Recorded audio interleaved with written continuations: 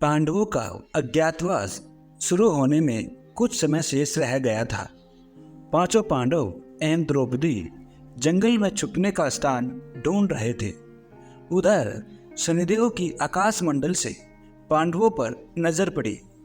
शनिदेव के मन में विचार आया कि इन 5 में से बुद्धिमान कौन है, इसकी परीक्षा ली जाए। शनिदेव ने जंगल में एक माया का महल बनाया और उस महल के 4 कोने बनाए, पूर्व, पश्चिम, उत्तर और दक्षिण। जब पांचों पांडव जंगल से गुजर रहे थे तो उनकी नजर उस महल पर पड़ी। अचानक भीम बोला, भैया मुझे महल देखना है।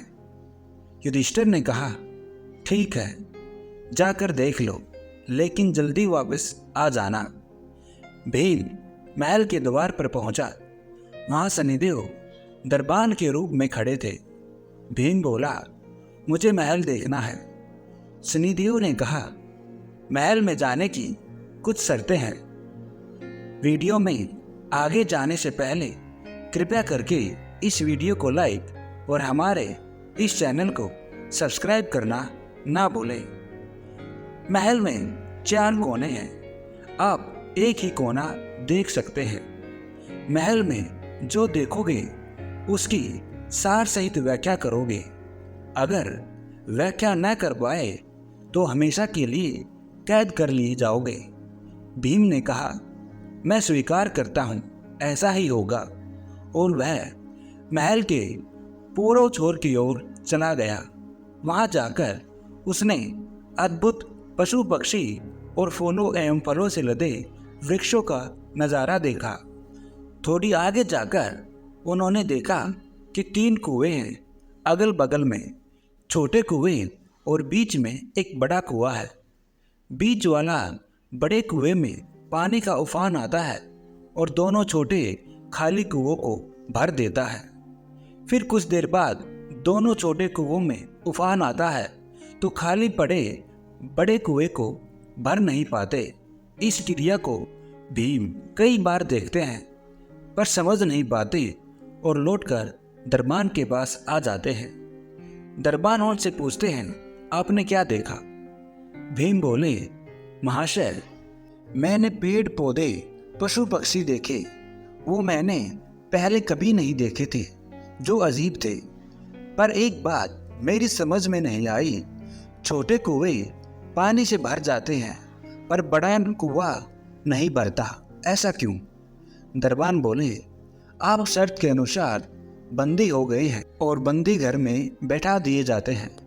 कुछ समय बाद अर्जुन भीम को ढूंढता हुआ आया और दरबान से बोला कि मुझे ये महल देखना है।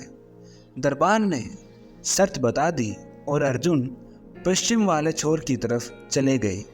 आगे जाकर अर्जुन देखते हैं एक खेत में 2 फसल उग रही थी, एक तरफ बाजरे की फसल और दूसरी तरफ मक्के की फसल। बाजरे के पौधे से मक्का निकल रहा है तथा मक्के के पौधे से बाजरा निकल रहा है। अजीब लगा, कुछ समझ नहीं आया, वापस द्वार पर आ गए। दरबान ने पूछा, क्या देखा?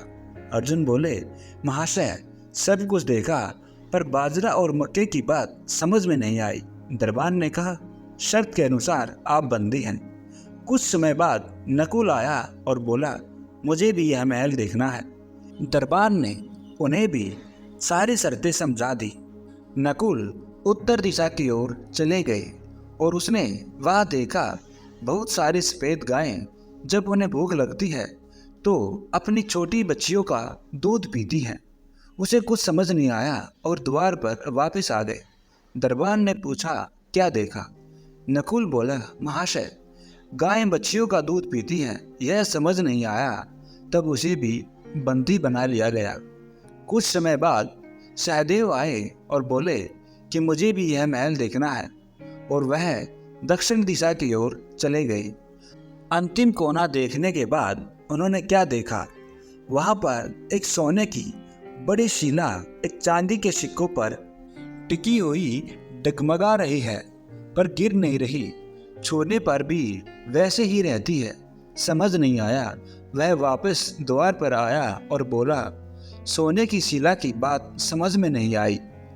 तब वह भी बंदी हो गया। चारों भाई बहुत देर से नहीं आए। तब युधिष्ठिर को चिंता हुई। वह भी द्रौपदी सहित महल में गए, भाइयों के लिए पूछा। तब दरबार ने बताया वो शर्त के अनुसार बंदी है।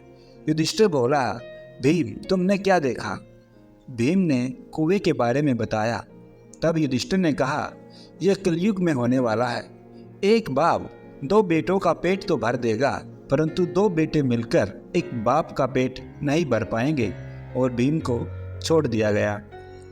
अर्जुन से पूछा, तुमने क्या देखा? उसने फसल के बारे में बताया। युधिष्ठिर ने कहा, यह भी कलयुग में होने वाला है। वंश परिवर्तन अर्थात ब्राह्मण के घर शूद्र की लड़की और शूद्र के घर बनिए की लड़की ब्याही जाएगी। अर्जुन भी छूट गया। नकुल से पूछा, तुमने क्या देखा? तब उसने गाय का वृत्तांत बताया। तब युधिष्ठिर ने कहा, कलयुग में माताएं अपनी बेटियों के घर में पलेंगी, बेटी का दाना खाएंगी और बेटे सेवा नहीं करेंगे। तब नकुल भी छूट गया। सहदेव से पूछा, तुमने क्या देखा? उसने सोने की शिला का वृत्तांत बताया। तब युधिष्ठिर बोला, कलयुग में पाप धर्म को दबाता रहेगा, परंतु धर्म फिर भी जिंदा रहेगा, खत्म नहीं होगा। आज के कलयुग में यह सारी बातें सच साबित हो रही हैं।